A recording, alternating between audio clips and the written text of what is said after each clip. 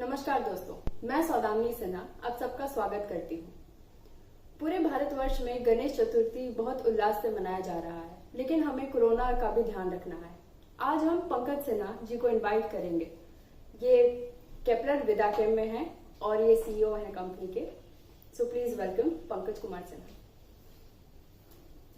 Thank you.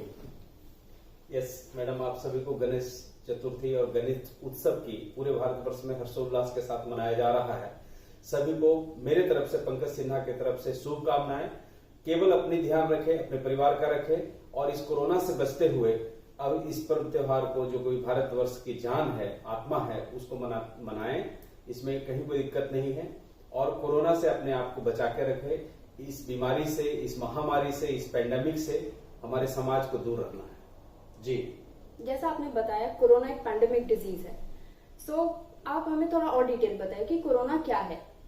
जी धन्यवाद।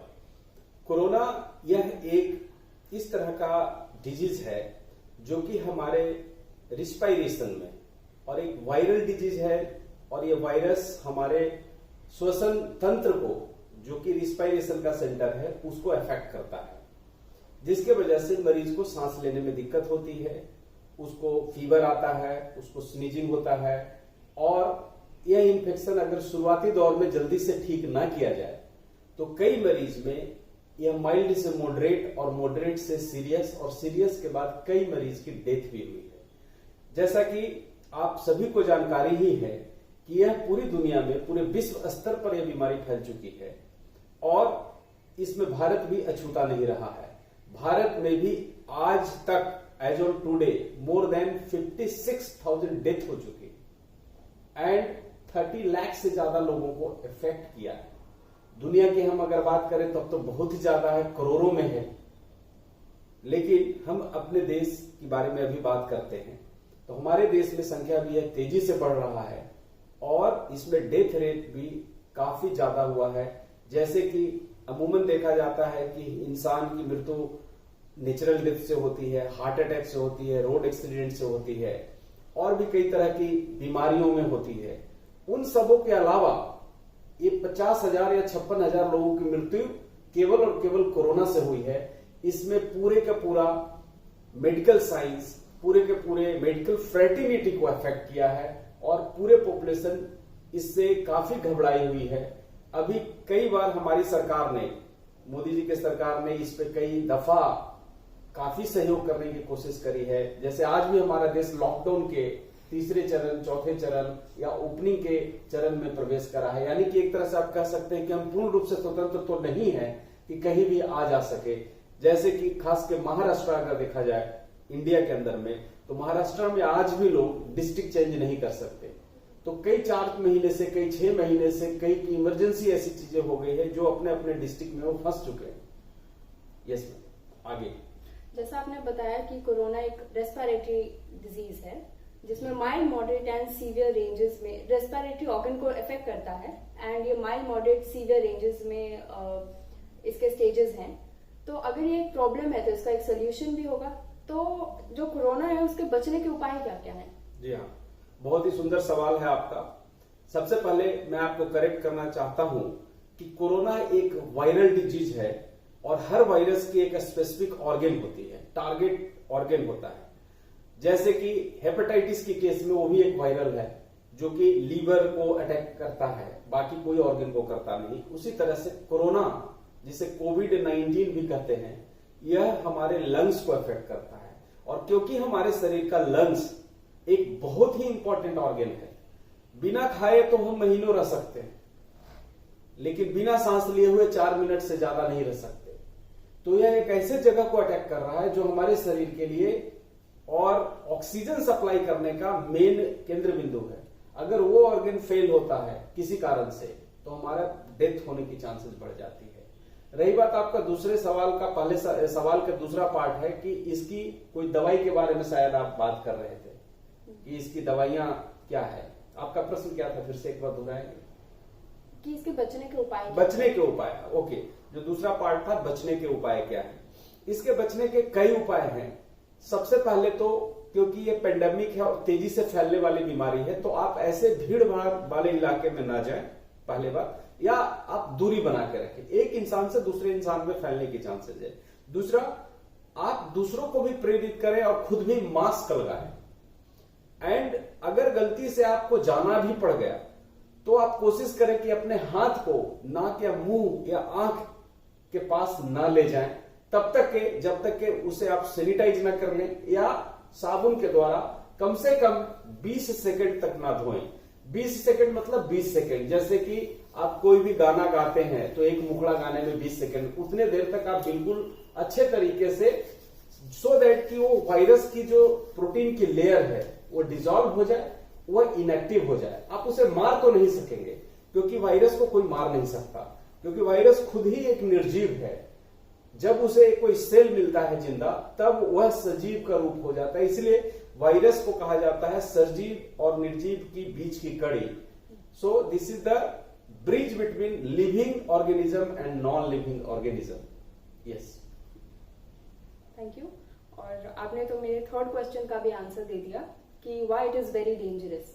As you said, it affects the respiratory organ. Correct. It is very dangerous. Right. If you could give more detail. Okay madam, इस बीमारी में जब हमारा lungs जो कि श्वसन तंत्र का मुख्य ऑर्गन है, अगर वो इफेक्ट होता है तो उसे पेशेंट को सांस लेने में दिक्कत होती है। और सांस क्यों लेना जरूरी है? क्योंकि हमारी शरीर की हर कोशिका को, हर सेल को ऑक्सीजन चाहिए, और ऑक्सीजन लंग्स और ब्लड के बीच में इंटरचेंज होता है। जैसे हम सांस लेते हैं ऑक्सीजन, वह लंग्स में ब्लड को दिया जाता है, और ब्लड से जो यूज किया हुआ ऑक्सीजन जो कि अब कार्बन डाइऑक्साइड बन चुका है उसकी एक्सचेंज होती है, और हम सांस जब फेंकते हैं तो कार्बन डाइऑक्साइड बाहर फेंकते हैं। और आपका जो ऑर्गन इफेक्ट हो रहा है वो लंग्स हो रहा है।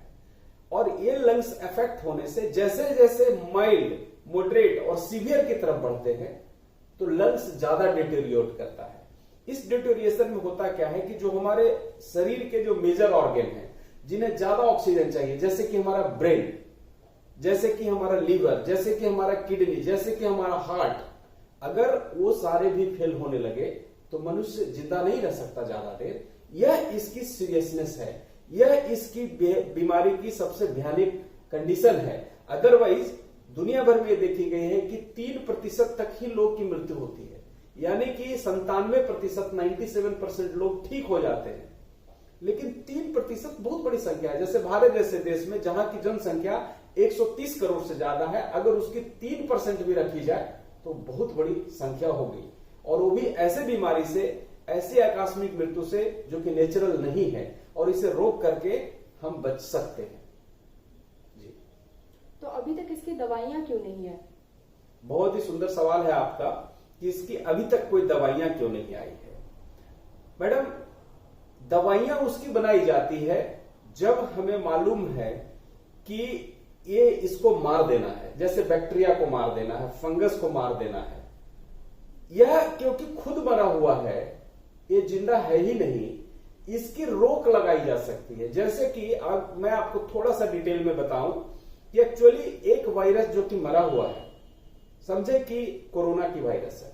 कोरोना की वायरस में केवल उसकी जेनेटिक मटेरियल है जो आरएनए है। आरएनए और डीएनए आपने जानते ही है। आरएनए सिंगल स्ट्रैंड का है। वो आरएनए जब हमारे शरीर के अंदर घुसता है, उसके अलावा उसके ऊपर एक प्रोटीन का कोटिंग होता है। तो एक वायरस से अनेकों वायरस में परिवर्तित तो वायरस होता है, और उस परिवर्तन के लिए उसे कुछ एंजाइम की जरूरत पड़ती है, और वो एंजाइम हमारे शरीर में अवेलेबल होता है, जिसको हम कहते हैं RNA dependent RNA polymerase, RDRP short में कहते हैं। और उसकी प्रोटीन की कोटिंग बनाने के लिए ई जीन की आवश्यकता है। अगर हमारे पास कोई ऐसा दवाई हो, मेडिसिन हो, जो कि आरएनए डिपेंडेंट आरएनए पॉलीमरेज या ई जीन को बनने से रोक दे, तो इस वायरस की जो संख्या है बढ़ने से हम रोक सकेंगे। और वायरस की संख्या बढ़े अगर ज्यादा जाती है और हम रोक नहीं पाते हैं, तो इसकी लोड, जिसको हम कहते हैं वायरल लोड, बहुत ज्यादा शरीर में बढ़ जाता है, और तब हमारे शरीर को बीमार कर देता है। एक दो वायरस है जो कि अगर बढ़ ही नहीं पाया तो हमारी इम्यूनिटी सिस्टम ही उसे मार देगी। हमारी जो रोग प्रतिरोधक क्षमता है, जो कि खूब अपने आप में सफिशियंट है, ताकतवर है, वही उसको बीमारी को फैलाने से रोक देगी। लेकिन होता क्या है कि जब तक कि हमारी इम्यूनिटी एक्शन में आए तब तक के वायरस मिलियंस ऑफ मिलियंस में अपनी संख्या बढ़ा लेते हैं। तो जहां तक दवाई की आपने बात की, इसकी दवाई की खोज पार्टिकुलरली कोरोना वायरस के लिए नहीं हुआ है, क्योंकि कोरोना खुद नया है। 2019 दिसंबर में तो ये बीमारी वुहान से फैला, और आप जैसा जानती हैं, क्योंकि आप फार्मेसी स्टूडेंट हैं, कि कोई भी ड्रग ट्रायल करने का कम से कम 5 चरण होता है, जिसे कहते हैं 0 लेवल, प्रथम चरण, द्वितीय चरण, तीसरा चरण, चौथा चरण, और 5वीं चरण में वो दवाई बाजार में मार्केटिंग के लिए आता है। और उसकी इन सारे चरणों को पूरे करने में कई वर्षों का समय लगता है। जैसे कि 0 चरण जिसको कहे, 0 चरण में 10 से 15 लाइव एनिमल पे इसे ट्रायल किया जाता है, क्योंकि इसकी हानिकारक इफेक्ट है क्या, अब ये देखने में 6 महीने का समय लग जाता है। 0 चरण, ऐसे ऐसे 5 चरण पूरे करने हैं। ह्यूमन ट्रायल के बाद ये दवाइयां आएगी, तो ये दवाई अभी तक नहीं आ पाई है। इसका वैक्सीनेशन आ सकता है। वायरस से बचने के लिए आपने अभी तक जितने भी आपने देखे होंगे, जैसे चिकन पॉक्स, तो वैक्सीन है, कोई मेडिसिन ओरल नहीं हो सकता, क्योंकि स्पेसिफिक पर्टिकुलर ऑर्गेन के पास जाना है। इसलिए वायरस खुद भी हमारे पेट में अगर चला जाए तो शायद इनएक्टिव ही हो जाए, क्योंकि हमारे पेट में एसिडिक मीडियम होता है, तो वह टारगेट ऑर्गन पे जाता है, और इसकी वैक्सीनेशन की संभावना ज्यादा है, जो कि आने वाले दिनों में, जैसे आज का ही न्यूज़पेपर में था कि इंडिया में 70 से 75 दिन के अंदर आना चाहिए। रसिया ने कुछ खोज भी लिया है, लेकिन अब इसकी कॉमर्शियल किस तरह से उत्पादन हो, कितना कॉस्टली होगा, किस तरह से 138 करोड़ जनता है भारत में, मोर प्रिसाइजली 130 करोड़ अगर हम पकड़ लेते हैं तो 130 करोड़ बहुत बड़ी संख्या होती है। अगर चाइना और इंडिया को ही खाली मिला दिया जाए तो पूरे विश्व की संख्या का आधा पार्ट हमारे पास है। तो इतनी ज्यादा बहुतायता में उत्पादन हो, लोगों को सेफ्टी के साथ ट्रायल के बाद यूज किया जाए, इसकी कॉमर्शियल भी बहुत सारी चीजें ध्यान में रखनी होगी, क्योंकि हमारा देश आज भी विकासशील है, हर कोई इतना सक्षम नहीं है कि इसे खरीदे और लगाए। हाँ, अगर सरकार की तरफ से यह मुफ्त में दी जाती है, जैसे कि पोलियो ड्रॉप दिया जाता है, तो लोगों ने लगवाए। आज हमारा देश पोलियो से करीब करीब पोलियो उन्मूलन हो चुका है, किसी को पोलियो हो नहीं रहा है। अदरवाइज अगर पैसे पे रखा तो बहुत सारे लोग, मैं केवल इतना ही कहना चाहूंगा कि हार्डली 2-3-4 करोड़ ही लोग यूज कर पाएंगे पैसे पे, क्योंकि आज भी हेपेटाइटिस बी की बात करें या सी की बात करें, वैक्सीन अवेलेबल है बाजार में, लेकिन इतना कॉस्टली है या लोगों की इतनी जागरूकता नहीं है कि लोग नहीं लगवाते हैं। तो बहुत सारे लोगों ने, आपने पता नहीं लगवाया है कि नहीं, या आप दर्शक जो देख रहे हैं उन्होंने, कितने लोगों ने लगाया है, आप खुद इसका निर्णय करें। तो यही बात है कोरोना के केस में भी। जी, तो वैज्ञानिकों ने इतना टाइम क्यों लगाया वैक्सीन लाने में? जैसा कि मैंने कहा कि कोई दवाई हो, जैसे ओरल दवाई भी हो, और वैक्सीनेशन, मैडम वैक्सीनेशन हो या मेडिसिन, ट्रायल की चरण उतने ही है जितने चरण मैंने, क्योंकि अल्टीमेटली ये सारे चरण क्रॉस होने के बाद आएगा। अगर हम बहुत जल्दी करें तो उसमें मेडिकल साइंस की जो स्टैंडर्ड है, प्रोटोकॉल है, उसको हम अवहेलना करेंगे, उसको पूरा नहीं करेंगे तो गलत होगा। एक जो प्रोटोकॉल है उसे तो पूरा करना ही पड़ेगा, इसलिए उतना समय लगना ही है। और अगर आ भी रहा है, रसिया ने कर दिया, तो आप इतना ही कहें कि थैंक्स टू रसिया, उसने बहुत जल्दी कर दिया। अदरवाइज केवल एक चरण के ट्रायल में 1-1 साल 2-2 साल का समय लग जाता है। जी, तो इस वायरस के लिए कितने मेडिसिन अवेलेबल हैं जो ले सकते हैं? ओके, आज की तारीख में इस वायरस के लिए पार्टिकुलरली किसी भी पार्टिकुलर दवाई की बात मैं नहीं करूंगा कंपनी के लिए, लेकिन मैं इतना बताऊंगा कि कई तरह की मॉलिक्यूल है जो कि इसकी रेप्लिकेशन को रोकने में काम करती है। मैं फिर से एक बार इस बीमारी के बारे में, जैसे कि प्रथम चरण जिसको कहते हैं माइल्ड इन्फेक्शन, मॉडरेट इन्फेक्शन और सीवियर इन्फेक्शन, उसके बाद साइटोकाइन स्टॉर्म कई पेशेंट्स में हो जाते हैं, एंड देन आफ्टर या तो पेशेंट ठीक हो जाएगा या डेथ होगा। तो अगर देखी जाए तो हर चरण के लिए अलग अलग तरह की मेडिसिन है जो इसे रोकथाम करने में मदद करती है। आईसीएमआर जो कि इंडिया का गाइडलाइन देता है कोरोना के मरीज के लिए, या कोई भी मेडिकल से रिलेटेड फैटर्निटी को गाइडलाइन देती है, तो आईसीएमआर ने गाइडलाइन ये दिया है कि अगर किसी मरीज को कोरोना हो जाता है और अगर माइल्ड है तो उसको लंग्स में कोई बैक्टीरियल फर्दर इन्फेक्शन ना हो, उसके लिए एजिथ्रोमाइसिन खाएं। एजिथ्रोमाइसिन का कोई भी रोल वायरल पे अभी तक एस्टेब्लिश नहीं हुआ है, बट क्योंकि बैक्टीरियल इन्फेक्शन ना हो जाए, वायरस ने आपकी इम्यूनिटी कमजोर कर रखी है, तो वायरस तो हमारे इम्यूनिटी कमजोर करने की वजह से बैक्टीरिया चारों तरफ है, वो अटैक करेगा तो एक दोहरा बीमारी हो गया। इसलिए एजिथ्रोमाइसिन प्रोफाइलैक्सिस के रूप में हम लेंगे। दूसरा, विटामिन सी की गोलियां आईसीएमआर ने कहा है, इसलिए कि विटामिन सी प्रूवन है इम्यूनिटी इन्हांसर के रूप में। तीसरी कि जिंक और विटामिन सी की गोलियां लीजिए। काढ़ा के बारे में आईसीएमआर ने कई बार बोला है, टीवी में आपने सुना होगा, रेडियो में सुना होगा। काढ़ा एक ऐसा है जो कि हिंदुस्तानी आयुर्वेदिक पत्ती है, हमारे दादी, हमारी माँ और हम लोगों ने आज भी यूज करते हैं। गर्म चाय जिसमें अदरक डाला हुआ हो, या काढ़ा जिसमें कि अदरक, लौंग और इलायची और ब्लैक पेपर, इसके अलावा और भी कई चीजें डाल के, दालचीनी, अगर हम पीते हैं, क्योंकि ये वायरस बहुत समय तक हमारे बक्कल कैविटी और ओइसोफेगस के आसपास या टॉन्सिल के आसपास रहता है। ये देखा गया है कि ये एक सर्टेन हाई टेम्परेचर के ऊपर इसकी जो जनन शक्ति है, जो बढ़ने की प्रोलिफिकेशन की क्षमता है, वो रुक जाती है। इसलिए अगर इस तरह का काढ़ा पिया जाए या बीटाडीन की गार्गलिंग की जाए तो इसमें कई दफा फायदा दिखता हुआ महसूस हुआ है। इसकी कोई अभी तक ट्रायल नहीं हुई है और ना ही मेडिकली मैं कह सकता हूं कि यह 100% सही तरीका है, बट ये देखा गया है इसमें बचाव हुई है। काफी मरीजों को क्लिनिकली सिम्टम सबसाइड हुए, बट अभी भी वक्त है जब क्लिनिकली कोई तरह का मेडिसिन आए।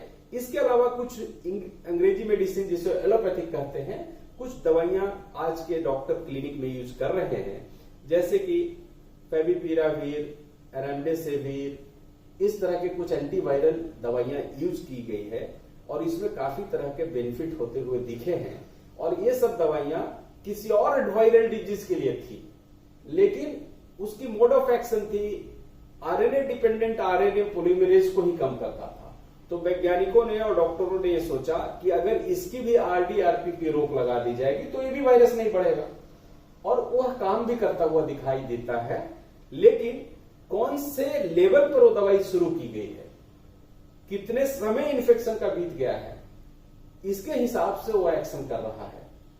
इसके अलावा कई लोगों ने कुछ इंजेक्शन, जो कि अभी न्यूज़पेपर में भी आया था कि यूज किए गए हैं, जिसमें कि वो इंटरल्यूकिन 6 पे काम करता है दवाई, जो कि साइटोकाइन स्टॉर्म होने के बाद की बात है।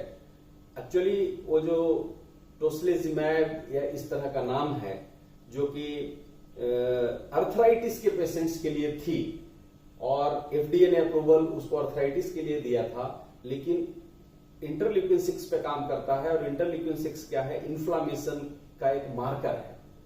तो डॉक्टर ने और क्लिनिशियन ने ऐसा समझा कि अगर इंटरल्यूकिन 6 इस पेशेंट में भी बढ़ रहा है तो ये दवाई यूज करी जाए। बट इंडिया जैसे देश में जब इतने सारे मरीज हैं तो इसकी शॉर्टेज हो गई है और कालाबाजारी भी हो गई है और ये महंगी भी है। करीब 40,000 का एक वाइल आता है। आर्थराइटिस के केस में देखी जाए तो इस ड्रग की डोजिंग है महीने में एक बार। मेरे को ज्यादा आइडिया नहीं है इस दवाई के बारे में, बट कुछ दवाइयां साइड से, जैसा मैंने बताया, फेविपिरावीर, रेमडेसिविर, टोस्लिजुमैब जो यूज किए जा रहे हैं।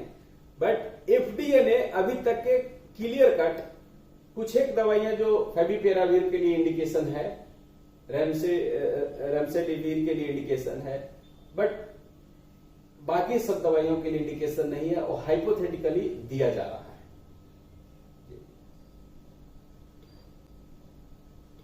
तो कोरोना ज्यादा कॉम्प्लिकेटेड क्यों है डायबिटिक, हाइपरटेंसिव, किडनी के पेशेंट्स में? बहुत ही अच्छा सवाल है आपका।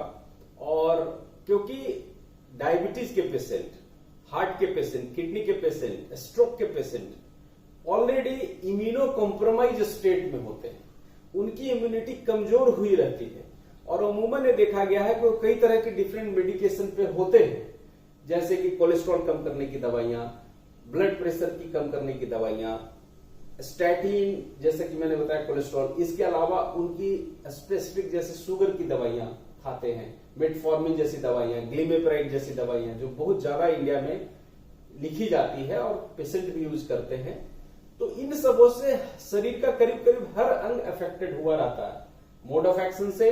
और डायबिटीज की अवस्था में या ब्लड प्रेशर की अवस्था में, जबकि हमारे पूरे शरीर में ब्लड ही दौड़ रहा है और शुगर की जरूरत है, तो हर सेल अफेक्टेड है। ऊपर से अगर कोरोना हो जाए तो यह सही मायने में एक बहुत ही सीरियस कॉम्बिनेशन हो सकता है। इसलिए इस तरह की जो लाइफ स्टाइल डिजीजेज है और उसके साथ कोरोना को सही नहीं माना गया है। अगर होता है तो हमें एक्स्ट्रा प्रिकॉशन करनी चाहिए। जी, जैसे मैंने सुना है कि आपने अपने कंपनी में केपलर विदाकेम में आयोग नाम से कोई दवा लाया है, प्लीज उसके बारे में कुछ बताएं। जी मैडम, बिल्कुल, धन्यवाद। मैडम, हमारी कंपनी जो कि केपलर है, केपलर ने एक आयुर्वेदिक दवाई में CTRI से परमिशन लेकर के क्लिनिकल ट्रायल किया और एक क्लिनिकल ट्रायल में जो आयोग एडवांस है उसकी दवा की इफेक्ट हमने 60 पेशेंट पे ट्रायल किया, काफी पॉजिटिव मिले। जो 30 पेशेंट थे जिनमें कि आयोग दिया गया था, उन सारे पेशेंट को टेस्ट करने के बाद ये देखा गया कि उन सारे पेशेंट में वायरस लोड काफी कमा है, जबकि दूसरे आर्म में ऐसा नहीं पाया गया। इनफैक्ट हमारे जो आर्म थे जिसमें कि आयोग दिया गया था, उस वाले आर्म के पेशेंट जल्दी डिस्चार्ज हो पाए हॉस्पिटल से, क्योंकि उनमें वायरल लोड कम हो गया था। इसके अलावा यह भी पाया गया कि RDRP, जिसकी चर्चा हमने अभी अभी की थी, RNA डिपेंडेंट RNA पॉलीमरेज जो एंजाइम है, उसकी भी मात्रा कम पाई गई और ई जीन की भी मात्रा कम पाई गई, जो कि वायरस के प्रोटीन बनाने के लिए जरूरी है। इसके अलावा कई और पैरामीटर थे, जैसे कि फेरेटिन लेवल, जो कि एक साइटोकाइन स्टॉर्म का सिग्नल है। हमारे आर्म में ये देखा गया कि करीब करीब 39% से रिडक्शन हुआ, जबकि दूसरे आर्म जिसमें कि ये दवाई नहीं दी गई थी, केवल ICMR के द्वारा जो SOC है, स्टैंडर्ड ऑफ केयर ट्रीटमेंट चालू था, उन पेशेंट में केवल 19% की रिडक्शन देखी गई। इसके अलावा सबसे बड़ी बात जो है, आयुर्वेदिक मेडिसिन होने के वजह से यह ड्रग कोई भी साइड इफेक्ट पेशेंट्स को नहीं देता, जो कि एक बहुत ही बड़ी बात है।